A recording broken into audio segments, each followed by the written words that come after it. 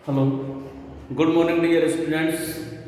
मैं राम बाबू सर विज्ञान की ऑनलाइन क्लासेज में आपका हार्दिक अभिनंदन करता हूँ। डियर स्टूडेंट्स, जो अपना चैप्टर चल रहा है तीसरा आनुवंशिकता या आनुवंशिकी, उसी चैप्टर को आगे बढ़ाते हुए आज इसका तीसरा पार्ट में शुरू कराने जा रहा हूँ। डियर स्टूडेंट्स, इससे पहले मैंने दो पार्ट कराए। उनमें पहला जो पार्ट था वो था मेंडल के बारे में, आनुवंशिकता क्या होता है, मेंडलिज्म क्या है, मेंडल ने मटर के पौधे को चुना तो क्यों चुना, क्या कारण थे, सफलता के क्या कारण रहे। डियर स्टूडेंट, उसके बाद में दूसरा पार्ट कराया कल मैंने, तो आनुवंशिक शब्दावली के बारे में आप लोगों को समझाया। आज मेंडल के नियमों के बारे में जानेंगे। डियर स्टूडेंट्स, मेंडल ने आनुवंशिकता के नियमों का जो प्रतिपादन किया वो उद्यान मटर को मेंडल ने आनुवंशिकता के लिए चुना। जैसा कि मैं इसके बारे में पहले भी आप लोगों को बता चुका हूं कि मेंडल ने मटर के पौधे को क्यों चुना, उसका क्या कारण था, कारण बताए थे। उद्यान मटर पर उन्होंने लगातार 7 वर्ष तक प्रयोग किए। डियर स्टूडेंट्स, 7 वर्ष तक प्रयोग करने के उपरांत उन्होंने निष्कर्ष निकाले और अपने नियम दिए। यानी मेंडल ने उद्यान मटर पर संकरण प्रयोगों के द्वारा कुछ महत्वपूर्ण नियमों का प्रतिपादन किया, जिन्हें मेंडल की वंशानुगति या आनुवंशिकता के नियम कहा जाता है, जो निम्नलिखित हैं। इनमें बात आती है पहले की प्रभाविकता का नियम। नंबर 1 है इसमें प्रभाविकता का नियम। ये स्टूडेंट, प्रभाविकता का नियम का मतलब होता है कि प्रभावी करना। तो ये जो नियम था वो एक संकरण पर आधारित था। एक संकरण पर आधारित था ये नियम, यानी कि केवल एक ही लक्षण को लेकर के संकरण कराया ग्रेगर जॉन मेंडल ने, और उसमें उन्होंने पाया कि जनक से जो संतति प्राप्त होती है वो उसमें एक लक्षण प्रभावी होता है। यानी इस लक्षण के लिए विपर्यासी समयुग्मजी पादपों में, जब विपर्यासी समयुग्मजी पादपों में संकरण कराया तो संकरण कराने के दौरान F1 पीढ़ी में, संकरण कराने के दौरान वह लक्षण जो F1 पीढ़ी में अपना प्रभाव प्रदर्शित करता है वो लक्षण प्रभावी लक्षण कहलाता है, और ये नियम प्रभाविकता के नाम से जाना गया। जैसे हम देख सकते हैं इसको एग्जांपल के तौर पे कि यदि एक शुद्ध समयुग्मजी पर शुद्ध लंबा पादप लिया जाए, शुद्ध या समयुग्मजी यानी कि लंबे पौधे, पहले नियम के लिए लंबे पौधे, इनको हम व्यक्त करते हैं कैपिटल टी से, यानी कि टेल माने लंबा, और इसके ठीक विपरीत बौने पौधे। ये क्या है? बौने पौधे। इसको हमने कर दिया स्मॉल से, यानी यहाँ कैपिटल है तो इसके विपरीत हम दूसरा जो वर्ड लेंगे वो स्मॉल लेटर लेंगे। इन दोनों को हमने क्या बना दिया? पेरेंट्स बना दिया। ये क्या है? दोनों पेरेंट्स हैं, जनक पीढ़ी है ये, जनक पीढ़ी। अब इन दोनों के मध्य में संकरण कराया, तो संकरण कराने के उपरांत कैपिटल टी का संकरण स्मॉल टी से, कैपिटल स्मॉल, कैपिटल टी का इससे, स्टूडेंट तो भी कैपिटल स्मॉल, इस कैपिटल टी का ऐसे संकरण कराया तो भी कैपिटल स्मॉल, और इस कैपिटल टी का ऐसे तो भी। तो ये जितने भी पौधे हैं ये सब कैसे हैं? एक जैसे हैं। लेकिन डियर स्टूडेंट, ये ध्यान रखना है कि यदि कोई प्रभावी युग्मक साथ में आता है तो वो ही प्रभाव अपना छोड़ता है। यहाँ पर प्रभावी कौन सा था? लंबा, और ये कौन सा है? बौना। लेकिन हम यहाँ पर बौने शब्द का प्रयोग नहीं कर रहे। ये है इसकी F1 पीढ़ी, और F1 पीढ़ी में सभी कैसे हुए? 100% अशुद्ध लंबे। 100% कैसे पादप प्राप्त हुए डियर स्टूडेंट? अशुद्ध लंबे प्राप्त हुए। तो ये कैसे थे? संकर लंबे थे। कैसे थे? संकर लंबे पादप, यानी लंबेपन ने इसको क्या किया है? प्रभावी किया है। मैं फिर एक बार बता रहा हूं प्रभाविकता के नियम को। यह नियम एक संकर संकरण पर आधारित था।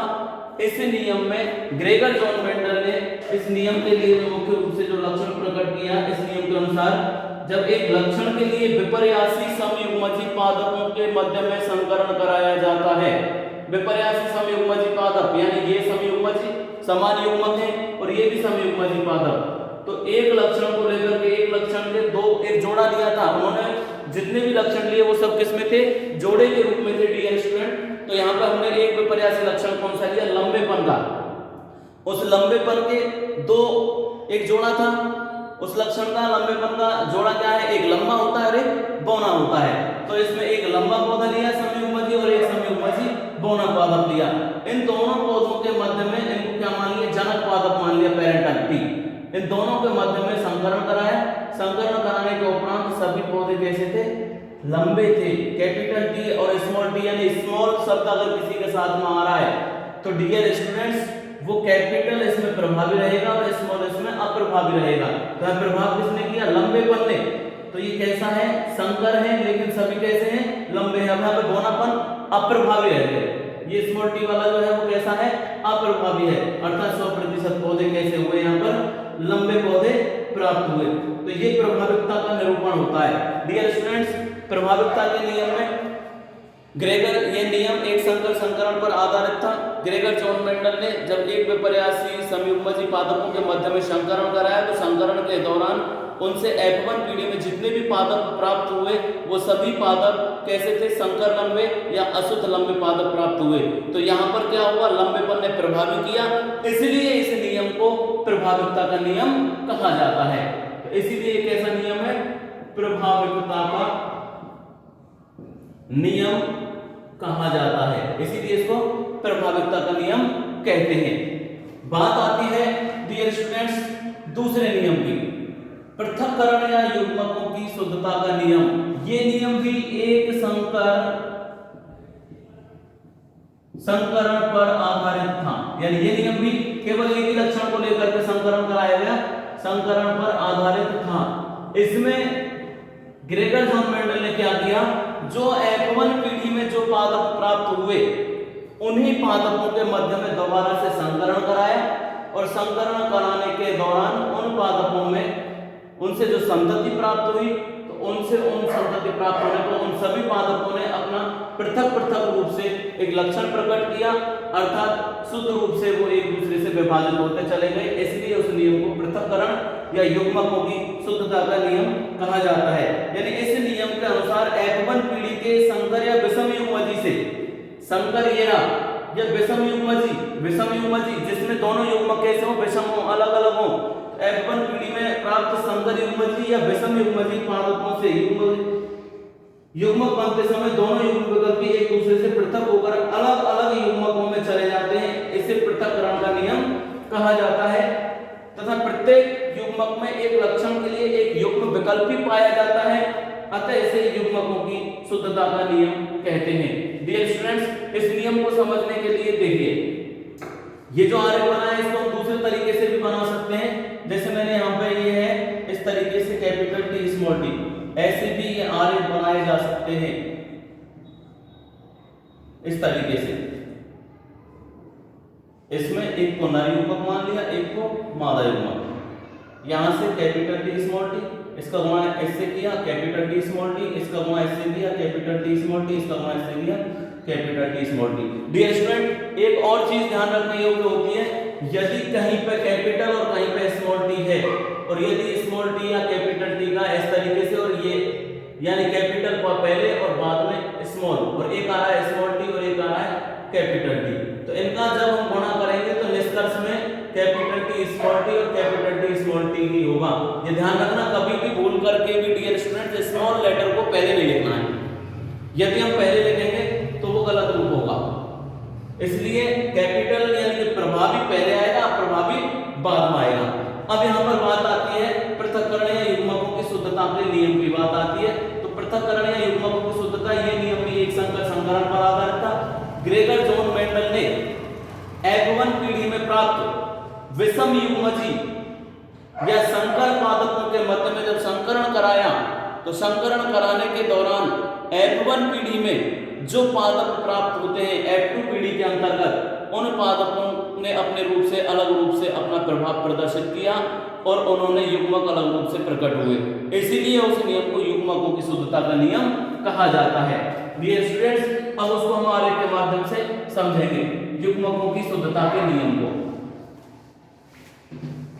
जो हम लोगों के लिए F1 पीढ़ी में यहाँ प्राप्त हुआ है, F1 पीढ़ी में क्या हुआ है, विषम युग्मजी, तो यहाँ पर कैपिटल टी और स्मॉल टी, यही है कैपिटल टी और स्मॉल टी। इन दोनों के मत में ये क्या थे, F1 पीढ़ी में यही है, एक को नर युग्मक मान लिया, एक को मादा युग्मक, यानी जो हमें जनक पीढ़ी से पहली पीढ़ी में प्राप्त हुआ, पहली पीढ़ी में फिर संकरण करा दिया, तो फिर अब संकरण करा रहे हैं। संकरण में कैपिटल टी का इससे संकरण होगा तो दोनों कैसे हो गए, कैपिटल, कैपिटल इनटू कैपिटल, फिर कैपिटल टी का स्मॉल टी से तो कैपिटल और स्मॉल, स्मॉल टी का कैपिटल टी से तो कैपिटल टी स्मॉल टी, और स्मॉल टी का स्मॉल टी से तो दोनों स्मॉल टी। डियर स्टूडेंट, ये आती है हमारी F2 पीढ़ी। F2 पीढ़ी में यहां पर जितने भी जो विकल्प प्राप्त हुए हम उसमें देख सकते हैं कि यहां ये कैसा है, शुद्ध लंबा, शुद्ध लंबा, ये कैसे हैं दोनों, अशुद्ध लंबे, और ये कैसा है, शुद्ध बौना। डियर स्टूडेंट्स, अब आती है लक्षणों की बात, अनुपात की बात। प्रश्न आता है कि ग्रेगर जॉन मेंडल के प्रभाविकता के नियमों में, यानी एक संकर संकरण पर आधारित प्रभावी लक्षण और अप्रभावी लक्षण का जो रूप है, इसके आधार पर एक संकर संकरण में F2 पीढ़ी का लक्षण प्ररूप अनुपात और जीन प्ररूप अनुपात बताइए। लक्षण प्ररूप में क्या होता है, कल मैंने बताया था लक्षण प्ररूप यानी कि बाह्य प्रतीति, बाह्य प्रतीति यानी जो हमें बाहर से दिखाई दे रहा है, और जीन प्ररूप में क्या होता है, आनुवंशिकीय,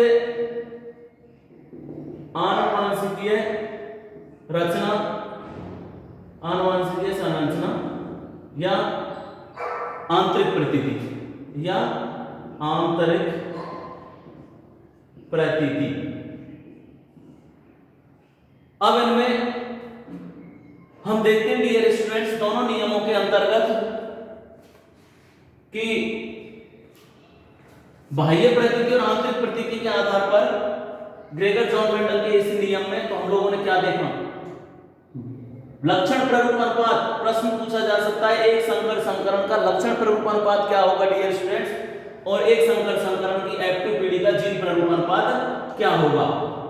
मैं फिर एक बार बता रहा हूं, एक संकर संकरण में F2 पीढ़ी का लक्षण प्ररूप अनुपात और जीन प्ररूप अनुपात बताइए।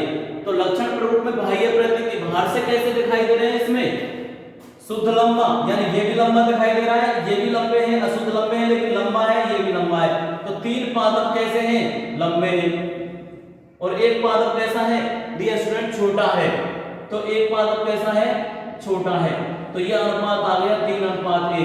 ये कौन सा अनुपात है, लक्षण प्ररूप, लक्षण प्ररूप अनुपात कितना है इसका, 3:1 F2 पीढ़ी में। दूसरी बात आती है जीन प्ररूप की। जीन प्ररूप में पादपों की जीनी संरचना के आधार पर, आनुवंशिक की रचना के आधार पर उनका अनुपात निकाला जाता है। तो हम देख सकते हैं जो 4 पादप प्राप्त हुए, इन चारों पादपों में एक पादप कैसा है, शुद्ध लंबा है, यानी एक पादप कैसा है, शुद्ध लंबा, 2 पादप कैसे हैं, अशुद्ध लंबे, 2 पादप हैं इसमें अशुद्ध लंबे, और एक पादप कैसा है, शुद्ध बौना, एक पादप कैसा है, शुद्ध बौना। तो कैसा अनुपात हो गया, 1:2:1, 1:2:1। ये कौन सा है, जीन प्ररूप अनुपात। डियर स्टूडेंट्स, जैसा कि मैंने ये बताया आप लोगों को कि जीन प्ररूप अनुपात क्या होता है, लक्षण प्ररूप अनुपात क्या होता है, तो इसमें जीनी संरचना यानी आनुवंशिक संरचना के ऊपर अनुपात निकाला जाता है, और लक्षण प्ररूप में बाह्य प्रतीति के आधार पर अंतर निकाला जाता है। हम देख सकते हैं प्रत्येक युग्मक ने अपना शुद्धता का रूप प्रकट किया है, प्रत्येक युग्मक ने पृथक रूप से, अलग रूप से अपने प्रभाव को प्रदर्शित किया है, इसलिए इसको पृथक्करण या युग्मकों की शुद्धता के नियम के नाम से भी जाना जाता है। डियर स्टूडेंट्स, इनके बाद में विषम युग्मज जो पादप होते हैं इनमें लक्षण प्ररूप अनुपात आ गया। तो इसमें लक्षण प्ररूप में क्या है, एक चीज और हम लोगों को ध्यान रखनी है, ये कैसा है, समयुग्मजी, कैसा है, समयुग्मजी, ये कैसा है, विषम युग्मजी, विषम युग्मजी, और ये कैसा है, समयुग्मजी। तो हम देख सकते हैं समयुग्मजी विषमयुग्मजी क्या है और किस तरीके से ये प्राप्त होते हैं। इन्हीं में आगे बढ़ते हुए हम देखते हैं संकर पूर्वज संकरण, जिसके बारे में मैंने कल बताया था कि F1 पीढ़ी के पौधों का संकरण दोनों में से किसी भी एक के साथ में करा दिया जाए। F1 पीढ़ी के पादपों का संकरण दोनों में से किसी भी एक का करा दिया जाए तो संकर पूर्वज संकरण होता है, जैसा मैंने आप लोगों को कल बता दिया था। इनके बाद में था दूसरा परीक्षण संकरण। इसमें भी परीक्षण संकरण में यदि F1 पीढ़ी का संकरण अप्रभावी जनक के साथ कराया जाता है तो उसमें सभी विषमयुग्मजी पादप प्राप्त होते हैं। तो डियर स्टूडेंट्स, इसके बाद में अगला जो तीसरा नियम आता है, मैं पहले फिर एक बार रिपीट करना चाहूंगा दोनों नियमों के बारे में कि दोनों नियमों में क्या है। इन नियमों में जो दो नियम हैं इनमें हम लोग देखेंगे कि ग्रेगर जॉन मेंडल ने जो दोनों नियम दिए हुए हैं इनमें पहला नियम जो अपना है वह है प्रभाविकता का नियम।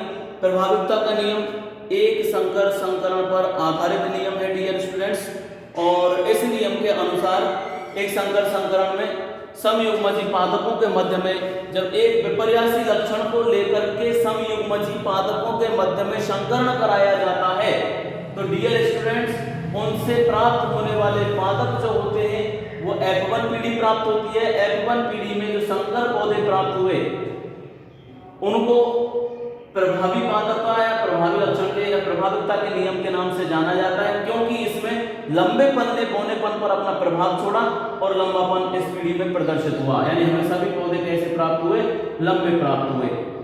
डियर स्टूडेंट्स, इसके बाद में आता है अपना बोनेपन को लेकर के।